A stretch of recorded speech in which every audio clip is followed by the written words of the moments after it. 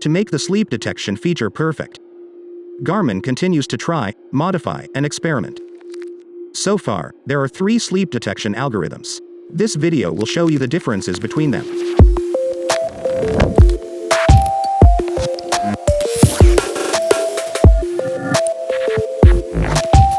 1. Sleep detection. According to the wellness files recorded by the device, the algorithm can analyze your active intensity level during sleep and calculate your total sleep duration, movements, light and deep sleep duration.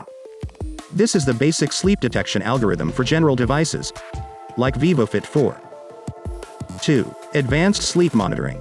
After the sleep data recorded by the device is uploaded to the neural network, even more details can be calculated based on the classical algorithm. It not only can calculate your total sleep duration, movements, light and deep sleep duration, but also the duration of REM, rapid eye movement period.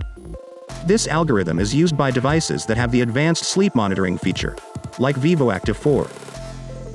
3. Sleep score and insights. With the improvement of hardware, the sleep data recorded by the device can be calculated on the device using the latest first beagle algorithm. It can calculate your total sleep duration, movements, light and deep sleep duration, the duration of REM, sleep score, and give you suggestion or praise. This algorithm is used by devices that have the sleep score and analysis features, like Venue 2. Finally, the following tips can ensure that your sleep data does display and make it closer to the ideal value. 1. A valid birth date. Sleep and wake time must be saved in the user settings in Garmin Connect. 2. If you have more than one activity tracker, set the device for advanced sleep monitoring as your preferred activity tracker.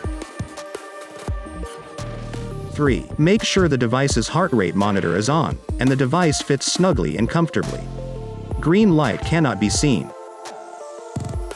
4. Wear the device at least 2 hours before bedtime and keep it on while sleeping.